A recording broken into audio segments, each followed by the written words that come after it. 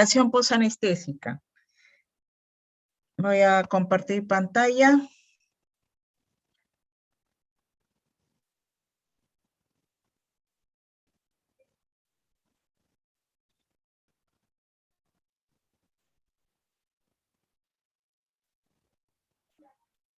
¿Ven bien la pantalla y escuchan bien? ¿Me escuchan bien, por favor? Buen audio y se ve bien, doctora. Gracias, César. Ya, doctora. Bien, entonces empezamos con la clase de anestesia endovenosa o intravenosa, es lo mismo. Y para ubicarnos en el cuadro de la clasificación de las anestesias, vemos que habíamos hablado en la primera clase que la anestesia se dividía en anestesia general, regional, que vimos la clase anterior, la mezcla de las dos, que era la combinada, y dentro de las anestesias generales teníamos aquellas con puro gas, que se llaman anestesia general inhalatoria, la anestesia general intravenosa o total intravenosa, también conocida con ese nombre, como vamos a ver más adelante, y es el motivo de la clase de hoy, y la mezcla de las dos, que es la anestesia balanceada. El día de hoy, entonces, nos estamos refiriendo a la anestesia total intravenosa. De sus siglas en inglés, conocida como TIVA, ¿no? Es la técnica de anestesia general endovenosa más moderna que utilizamos los médicos anestesiólogos en sala de operaciones.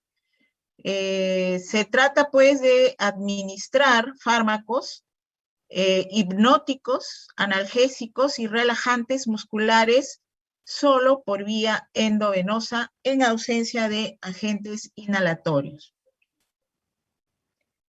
Esta técnica tiene sus indicaciones, no solamente como una técnica alternativa a la anestesia general inhalatoria, sino también para técnicas de sedación que ayudan o coadyuvan a la anestesia local o regional, como hemos visto en la clase anterior, ¿no? También es una técnica que pueda darse fuera de las áreas quirúrgicas. Muchas veces nos llaman a los médicos anestesiólogos para hacer actividades en rayos X o en gastroenterología, y estas especialidades nos piden ayuda para sedar a pacientes que son muy nerviosos, que no van a colaborar con el procedimiento, y nos llaman para darles sedación o para sedación de diferente grado. Puede ser leve, puede ser moderado o puede ser profundo, en el caso, por ejemplo, de las colonoscopías o de las resonancias magnéticas, que son procedimientos que van a tomar mayor tiempo de análisis en el paciente, ¿no?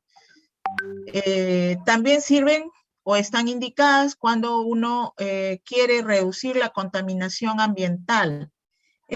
Es una técnica ecológica porque no van a haber liberaciones de gases al medio ambiente como lo hay con las técnicas de anestesia general inhalatoria. Entonces son técnicas ecológicas. ¿Qué ventajas tenemos de esta técnica endovenosa conocida con el nombre de TIVA, anestesia intravenosa total? Va a brindar cierto grado de estabilidad hemodinámica dependiendo de la forma en que administremos los fármacos por vía endovenosa. Pueden haber estas formas de administración, pueden ser en bolo, pueden ser en infusión, ¿no? O puede ser en la mezcla de los dos, primero bolo y luego infusión para el mantenimiento. De eso va a depender la estabilidad hemodinámica de esta técnica, porque vamos a usar fármacos que son mucho más potentes desde el punto de vista de presión respiratoria y cardiovascular comparada con los agentes inhalatorios. Que sí podemos lograr la estabilidad hemodinámica, sí lo podemos hacer. Vuelvo a repetir, generalmente con la administración en infusión de todos estos fármacos. Otra ventaja importante es que vamos a brindar una profundidad anestésica balanceada, equilibrada, ¿no? Porque va a haber constantes plasmáticas, concentraciones plasmáticas constantes a través de la infusión endovenosa. Actualmente, esta técnica reúne fármacos de inicio de acción rápido, de duración muy corta y de fácil recuperación predecible en el paciente. Por lo tanto, esta técnica tiene en esta ventaja un factor muy importante, porque ningún paciente quiere dormir por mucho tiempo más del periodo que dure la cirugía, ni tampoco para el anestesiólogo es agradable que el paciente se quede 1 o 2 horas dormido después de la cirugía, ¿no? ¿Te va a permitir el ahorro del medicamento? Sí, porque la infusión intravenosa va a ser un método de titulación o de graduación de la administración del fármaco, ¿no? En el tiempo, y que va a ir infundiendo a través de unos equipos especiales que ya tienen programas computarizados para administración de estos fármacos que vamos a mencionar más adelante. Y bueno, la mencionada ecología que va a brindar este tipo de técnica con una menor contaminación del medio ambiente y toxicidad también del personal, sobre todo de salud, ¿no? Porque el paciente está en sala de operaciones y está expuesto a estos fármacos tan solo por el tiempo que dura la cirugía. 1, 2 horas o 3 horas máximo, ¿no? Salvo que sea una cirugía muy grande de esas tipo trasplante que duran más de 4 horas o 12 horas, salvo así, pero por única vez se va a exponer a los fármacos, mientras que el personal que trabaja en el centro quirúrgico está constantemente y a veces por años, ¿no? Expuesto no solamente a los gases inhalatorios, sino también a los fármacos endovenosos. Por lo tanto, una de sus ventajas es que va a reducir la toxicidad en el personal de salud. Estos fármacos tienen un principio químico y tienen su manera de formularse de acuerdo a su actividad farmacéutica o química, ¿no? Tienen unas dosis ya que vienen preestablecidas para alcanzar un umbral terapéutico y generalmente tienen que ver con el peso del paciente, la edad del paciente, la talla. Entonces, básicamente esos 3 factores en cuanto se refiere al paciente, la edad, la talla y el peso, son datos que van a estar en relación con la dosis del fármaco. ¿Qué dosis vamos a utilizar, no? Estos fármacos que se van a usar en la técnica de anestesia intravenosa total son solamente el propofol como hipnótico, el remifentanil como analgésico y un relajante muscular que generalmente se usa un relajante muscular de tipo no despolarizante, ¿no? Y me estoy refiriendo al rocuronio versus el cisatracurium o el becuronio, si es que la cirugía va a durar más de 2 horas, ¿no? Entonces, si la cirugía va a prolongarse en el tiempo, el anestesiólogo va a aunar un bloqueador neuromuscular de acción prolongada o de acción intermedia. Como hipnótico, entonces, para el TIVA, vamos a tener al propofol exclusivamente a una dosis de 2.5 miligramos kilo, ¿no? Para la colocación de la máscara laringea o del tubo orotraqueal. Máscara laringea en el caso de que la cirugía sea ambulatoria o de duración corta. Con esta técnica de administración total intravenosa vamos a alcanzar dosis objetivo, o sea, nos vamos a poner un objetivo de la dosis para el propofol y para el remifentanil. y vamos a adquirir un nivel plasmático constante, estable, con una duración del efecto y con una duración determinada del efecto, ¿no? Si es que nosotros no hemos escogido la técnica de la infusión intravenosa y hemos escogido la técnica de administrar en bolo estos mismos medicamentos, entonces es ahí donde no vamos a tener un objetivo ni tampoco vamos a conocer el nivel plasmático de la droga. Sin embargo, si nosotros la programamos con la técnica de infusión intravenosa, sí vamos a conocer los niveles plasmáticos de la droga y el tiempo podemos calcular incluso el tiempo de duración del efecto de los fármacos. Entonces, la administración en bolos es poco precisa, ¿no? Estarle dando al paciente cada 5 minutos un bolo de 2.5 miligramos por kilo de propofol es un poco más imprecisa y más de una manera informal, trabajar de una manera informal, ¿no? Sin embargo, el TIVA nos permite, como ya les había mencionado, trabajar con una constante plasmática, no solamente de propofol, sino también de remifentanil y del bloqueador neuromuscular, ¿no? Y eso va a producir cambios de estos medicamentos dentro del organismo, van a sufrir los procesos de absorción, distribución, metabolismo y eliminación de los fármacos. Empieza a jugar lo que es la farmacocinética de cada fármaco dentro del organismo, ¿no? ¿Qué es la farmacocinética? Nosotros, si recordamos, es lo que pasa con el fármaco dentro del organismo, desde que se ingiere hasta que se absorbe, ¿no? Se distribuye, luego se metaboliza y por final se excreta, ¿no? Es todo el proceso que va a sufrir el fármaco dentro del organismo.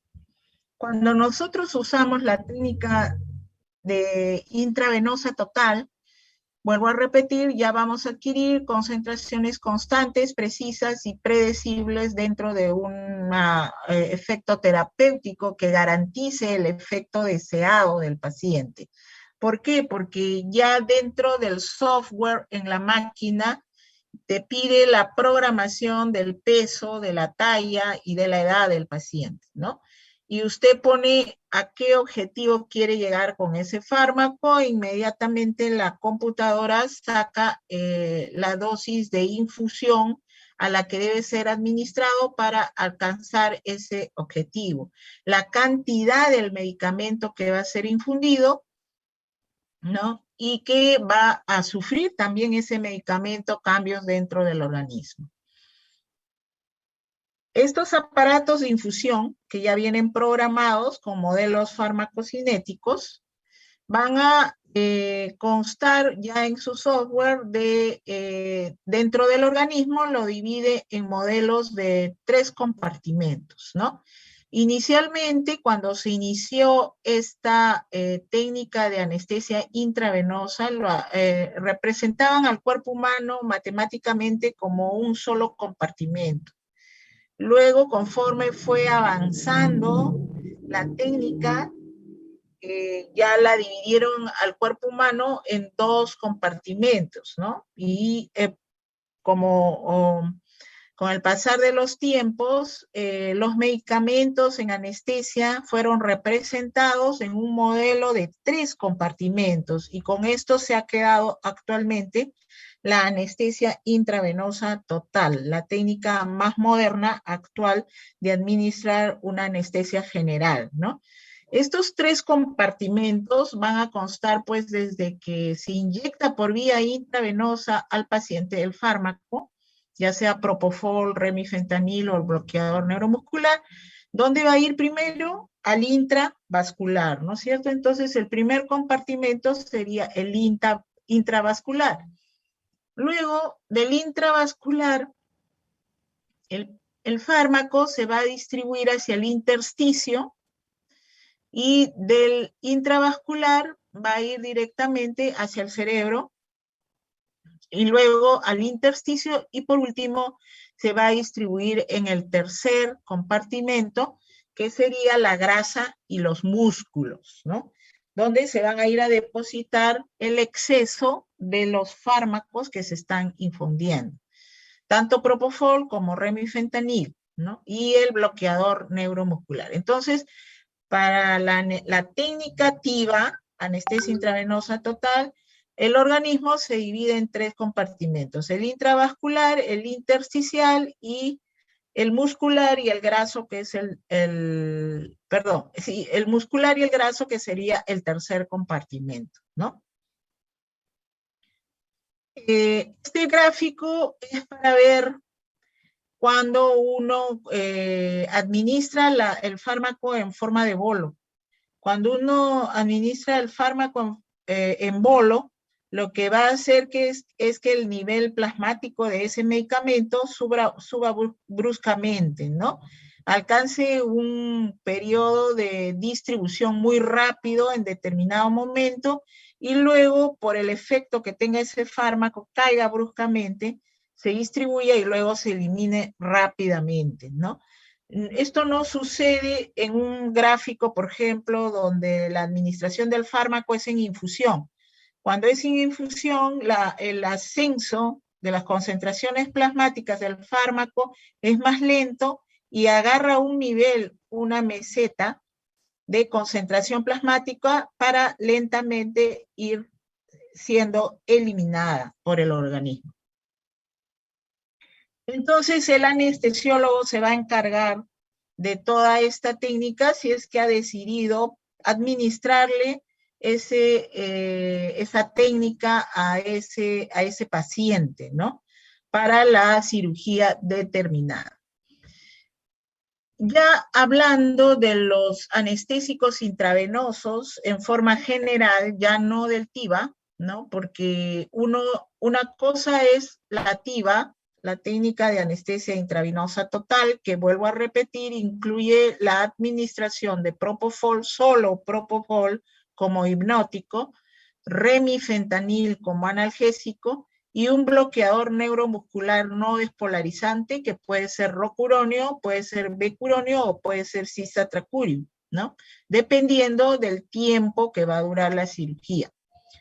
Pero existen otros hipnóticos intravenosos, y también existen otros analgésicos intravenosos, y son drogas anestésicas intravenosas que se van a usar ya no en la TIVA, porque ya no va a ser TIVA, sino va a ser anestesia solo anestesia intravenosa, ¿no? Ya no total. Estas características que debe reunir un anestésico intravenoso ideal es, pues, con propiedades farmacodinámicas y farmacocinéticas que produzcan hipnosis, amnesia, un inicio de acción rápido. El inicio de acción depende del tiempo que va de la circulación del brazo hasta el cerebro, alcance los niveles plasmáticos a nivel cerebral, ¿no? En cuanto llega al cerebro, inicia su acción el fármaco. Que sea de metabolismo rápido hasta la forma de metabolitos inactivos. Estas son las características farmacodinámicas y farmacocinéticas que debe reunir un anestésico intravenoso ideal, ¿no? Van a reunir estas características, ¿no? Pero esto sería lo ideal, que existiera un anestésico intravenoso con estas características. Algunos las tienen en un 70, 80, 90%, pero ninguno la tiene al 100%, ¿no? O sea, con esto les quiero decir que no existe actualmente una droga intravenosa ideal, que se está acercando la ciencia a sacar ese anestésico intravenoso total, ideal, sí, sí. Y por eso es que se ha creado el propofol, ¿no? Antiguamente, creo que ya les mencioné en la primera clase, no existía un hipnótico tan rápido como el propofol, ¿no? Es ultra rápido. Igualmente, dentro de los opioides no existía un opioide de acción corta, ultra corta y acción rápida, ¿no? Y como el remifentanil, comparado con otro tipo de opioides. Entonces, sin embargo, estas drogas mencionadas tienen sus efectos tóxicos, tienen sus efectos colaterales a nivel respiratorio y cardiovascular. O sea, no son ideales todavía, es lo que quiero decir, ¿no? Igualmente, dentro de las benzodiazepinas, también no todas tienen actualmente esa capacidad de ser hidrosolubles, de no causar flebitis, dolor a la inyección, de no prolongarse en el tiempo. Sin embargo, hay benzodiazepinas de acción ultracorta actualmente, ¿no? Pero tampoco son las ideales, ¿no? Todavía no existe la ideal. Sin embargo, pues estas son las características que harían a ese fármaco ideal. Igual en la anestesia intravenosa, tiene que existir la reunión de la hipnosis, la analgesia y la relajación muscular. Entonces, dentro de los hipnóticos, vamos a considerar a los fármacos que son utilizados para la inducción de la anestesia, o sea, para producir sueño profundo, hipnosis, con pérdida de conciencia y el mantenimiento anestésico, durante el mantenimiento anestésico, ¿no? Que van a proporcionar generalmente amnesia anterógrada. Estos hipnóticos quiere decir que desde que fueron inyectados, el paciente no debe recordar nada ni escuchar nada de lo que sucede en la sala de operación. Dentro de estos hipnóticos hemos considerado al propofol, que es un derivado alquifenol, presentado en una infusión hidrooleosa que contiene lecitina de huevo, ¿sí? Así como lo ven, es una sustancia lechosa hecha de la lecitina de huevo, por lo tanto, inyectar propofol está contraindicado en pacientes que refieren alergia a este alimento, ¿no? Y que además este fármaco lleva glicerol y lleva aceite de soya, ¿no? Este es el popular propofol, ¿no? Que usó Michael Jackson. Viene en ampollas de 20 ml y trae 100 miligramos. ¿Cuál es el mecanismo de acción de esta droga? ¿Por qué mecanismo me va a causar sueño, hipnosis, inconsciencia total con amnesia anterógrada? Porque va a aumentar o va a estimular la acción de las sinapsis inhibitorias del ácido gamma-aminobutírico, ¿ya? O GABA, conocido como GABA, ¿no? El metabolismo del propofol fundamentalmente es hepático, y va a producir hipnosis en un promedio de entre 15 a 45 segundos. Si tú le pides, inyectas propofol y mientras vas inyectando le vas pidiendo al paciente que cuente de 1 a 30, el paciente no va a llegar ni al 20 y ya va a caer en sueño profundo. Entonces, en un promedio de 15 a 45 segundos, el paciente debe caer en inconsciencia. Esa inconsciencia va a durar 5 a 10 minutos. ¿Qué quiere decir eso? Que en 10 minutos yo voy a estimular al paciente y me va a contestar al llamado, ¿no? Se va a despertar, va a abrir sus ojos en 10 minutos y va a contestar al llamado. Esto es siempre y cuando yo haya inyectado propofol en bol, en una dosis de 2 miligramos kilo de peso, ¿no? Si yo no he escogido la técnica bolo, sino la técnica infusión, en el caso del TIVA, entonces mientras yo infunda el propofol y no corte la infusión, el paciente va a seguir dormido, ¿ya?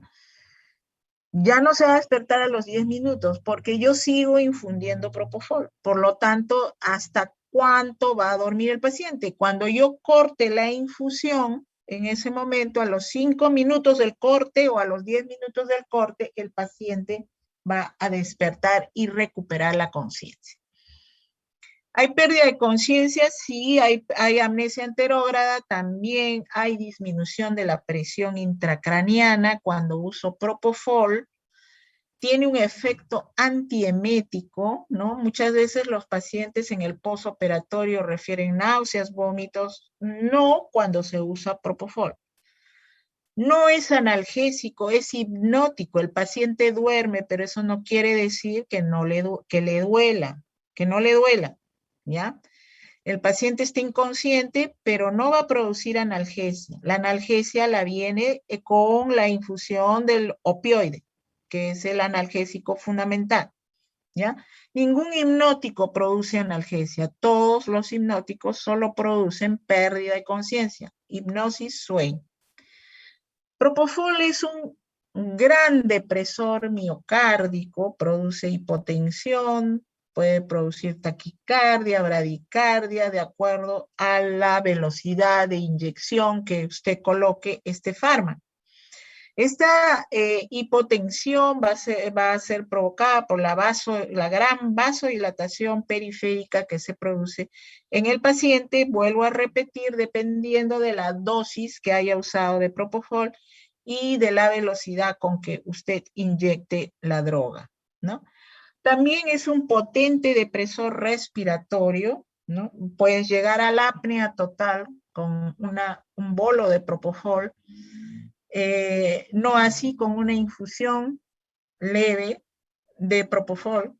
Va a haber una disminución del volumen corriente y una disminución de la frecuencia respiratoria. También produce broncodilatación, va a disminuir la resistencia en las vías aéreas. La dosis, habíamos dicho, en inducción anestésica es de 1 a 2.5 miligramos kilo intravenoso.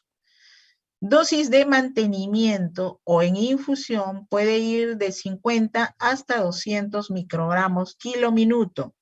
Dosis en infusión. Dosis de sedación, miren, las dosis de sedación son mucho menores que las dosis de inducción anestésica, que pueden ir de 1 a 5 kHz en infusión o en bolos de medio miligramo por kilo cada 3 a 5 minutos, ajustando a la respuesta del paciente, ¿no? Por ejemplo, si es un procedimiento muy corto que va a durar solo, por ejemplo, en gastroenterología nos llaman para apoyar en endoscopías, ¿no? Y el paciente, a veces hay pacientes que no toleran al pasaje del endoscopio o del gastroscopio, ¿no? Entonces el gastroenterólogo solo quiere que lo duermas para que pase el endoscopio. Entonces un bolito de medio miligramo por kilo de propofol te va a durar 5 minutos. En ese tiempo el gastroenterólogo pasa el endoscopio y ya, el paciente se despierta ya con el endoscopio adentro y respira tranquilo, pero no se acuerda del momento en que deglutió y pasó el endoscopio, ¿no? Por ejemplo, para ese tipo de procedimientos se podría usar propofol en bolo medio miligramo por kilo. ¿Tiene efectos adversos? Sí, esta droga, como todas, tiene efectos adversos y provoca flebitis, irritación venosa a través del punto de la inyección. Si usted no ha agarrado bien la vena, ¿no? O se ha equivocado, ha agarrado, Dios no lo quiera, arteria, porque ahí sí es una catástrofe, puede producir necrosis de tejido por extravasación. Por ejemplo, si la vena se rompe y nosotros no nos damos cuenta y seguimos infundiendo el propofol, puede producir necrosis del tejido, ¿no? Por extravasación. También se describen los síndromes por infusión de propofol de más de 2 días, continuas perfusiones prolongadas que pueden producir rhabdomiolisis, acidosis metabólica, hiperpotasemia, arritmias cardíacas y puede haber muerte súbita de origen cardíaco. Eso en el caso de infusiones muy prolongadas de propofol, ¿no? También existen otros hipnóticos. Entre ellos está el etomidato, que es un gran hipnótico. Es un derivado imidazólico que comparte estructura química con otros anestésicos intravenosos y su mecanismo de acción es que aumenta también el tono inhibidor del GABA, del ácido gamma aminobutírico a nivel del sistema nervioso central.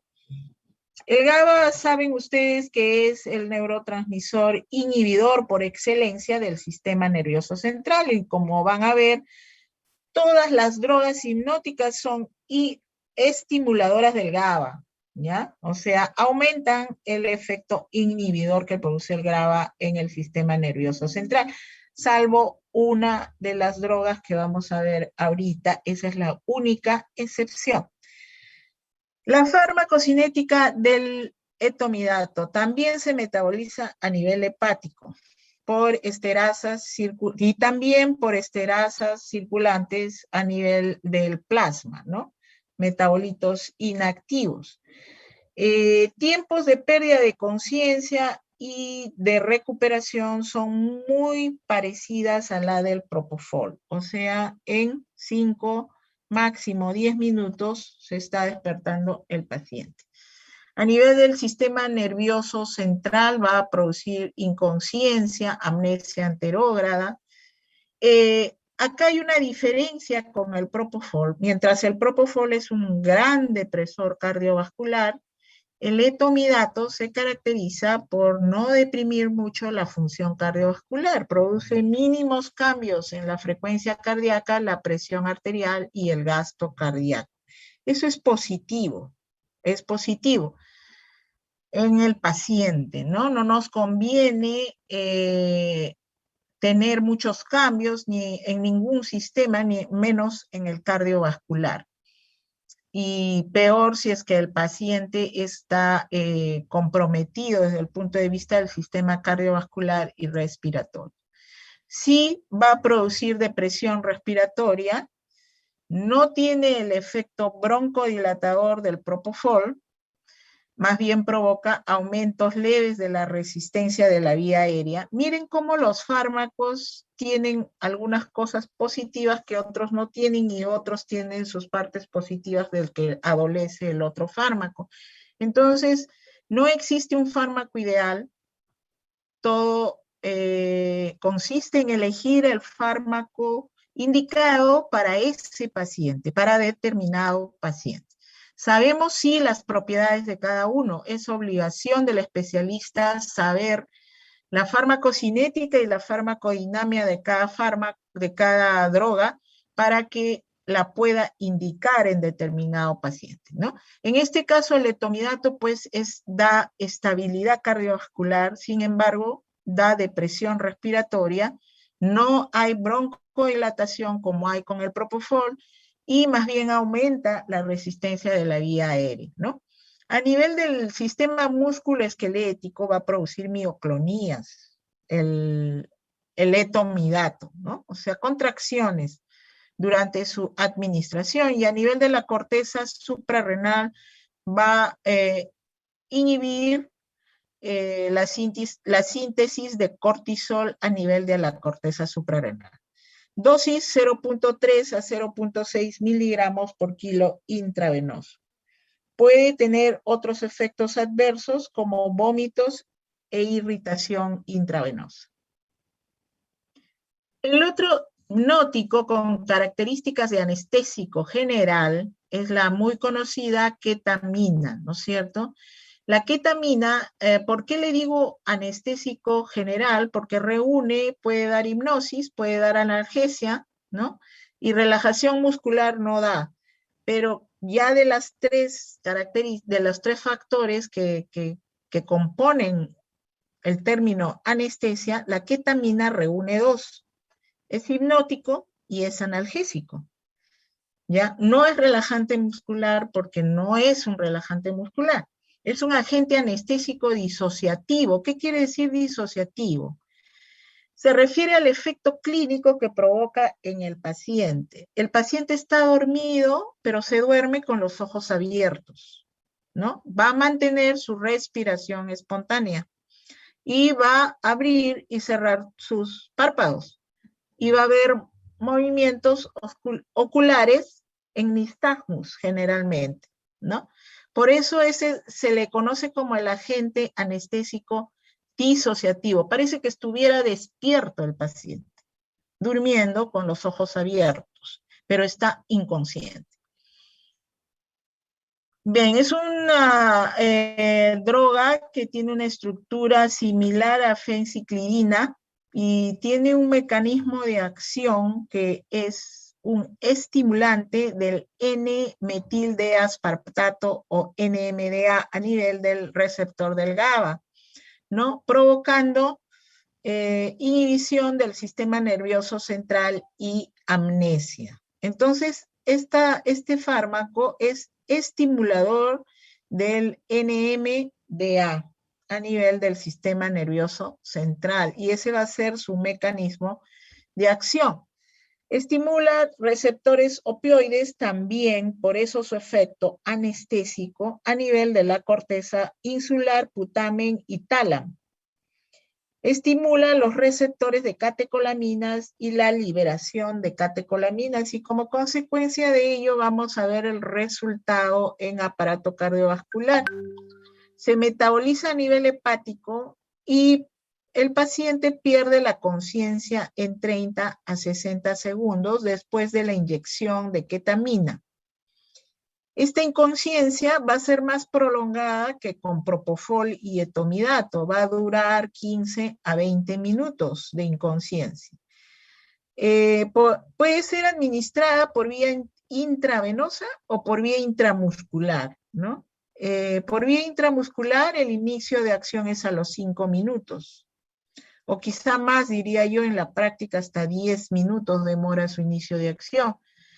Puedes usarlo en bolos o puedes usarlo en infusión intravenosa continua y en caso de usarlo en infusión intravenosa continua hay que considerar el efecto acumulativo de la ketamina, igual que las benzodiazepinas, ¿no? Tienen efecto acumulativo, quiere decir que yo tengo que ir disminuyendo la dosis conforme pasa el tiempo porque se va depositando en el tercer espacio, que es el tejido graso y el tejido muscular, y de ahí recién se va a volver a liberar hacia el plasma, ¿no?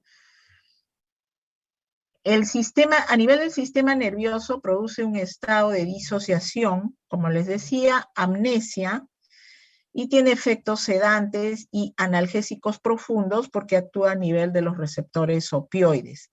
Aumenta la presión intracraniana.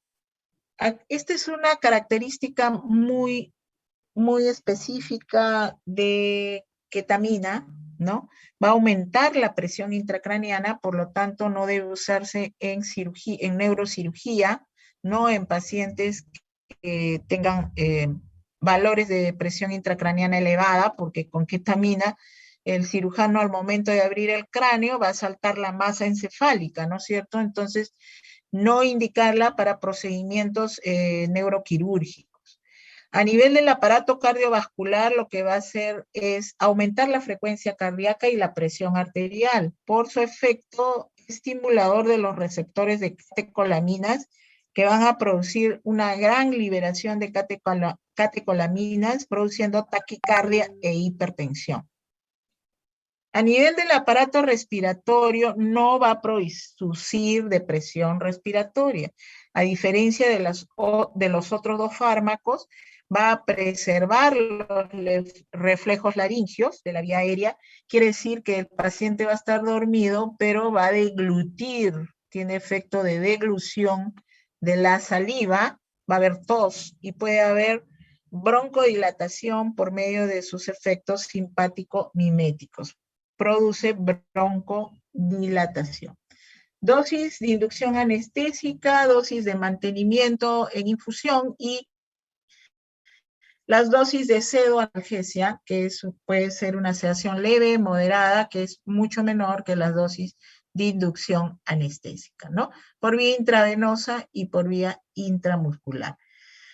¿Tiene efectos secundarios? Sí, lo que habíamos dicho, ¿no? La taquicardia, la hipertensión, produce aumento de secreciones respiratorias, ¿no? El paciente va a insalivar a gran cantidad de saliva, aumento en las secreciones respiratorias, orales y también oculares las lágrimas del paciente, puede haber agitación psicomotora al despertar, así como provoca alucinaciones y sueños tipo pesadilla durante el postoperatorio, ¿no? Por esta razón, se le indica la administración de ketamina unido a una dosis de benzodiazepina para evitar estos sueños desagradables que se presentan en los pacientes. La acción de la benzodiazepina en este caso es producir la amnesia suficiente para que el paciente no recuerde estos sueños desagradables en el postoperatorio. Provoca aumento del tono muscular y produce mioclonías, también los movimientos oculares y ponistagmo, aumenta la presión intraocular, intracraneana e intragástrica.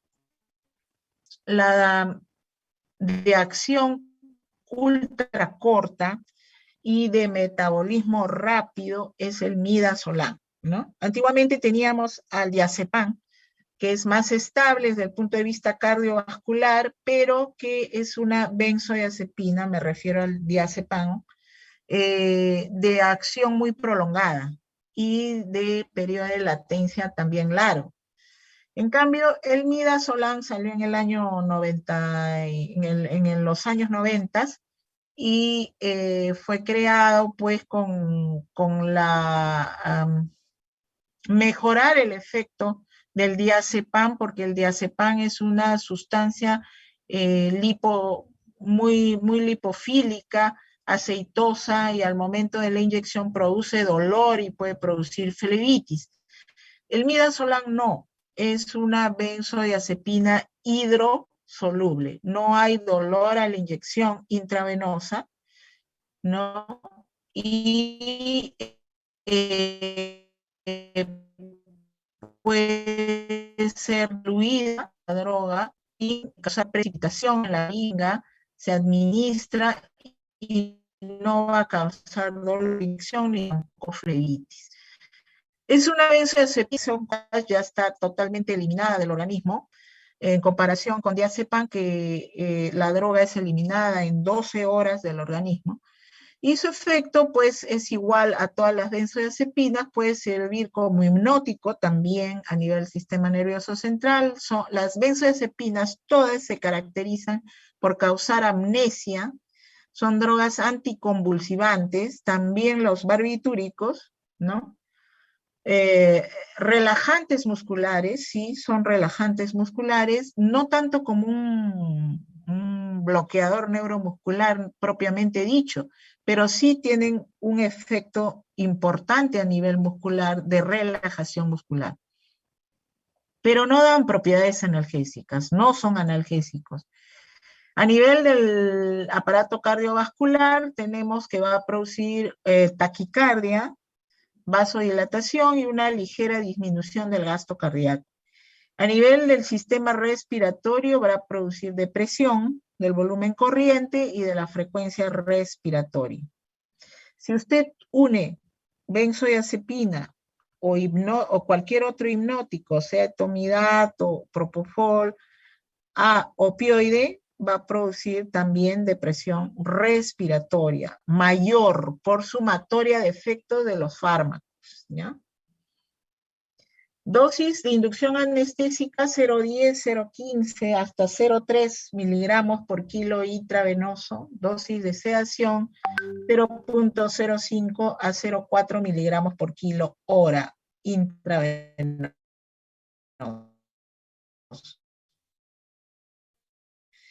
¿Existe una? No hay antagonista de propofol, tampoco hay antagonista de etomidate, tampoco de ketamina, pero de midazolam y de cualquier otra benzodiazepina, sí vamos a tener una droga que va a revertir los efectos del sistema nervioso central. Y por último, revisando hipnóticos intravenosos, vamos a mencionar a los barbitúricos. Y dentro de los barbitúricos tenemos al tiopental, ¿no? Que es un agonista del receptor GABA, ¿no? Que es un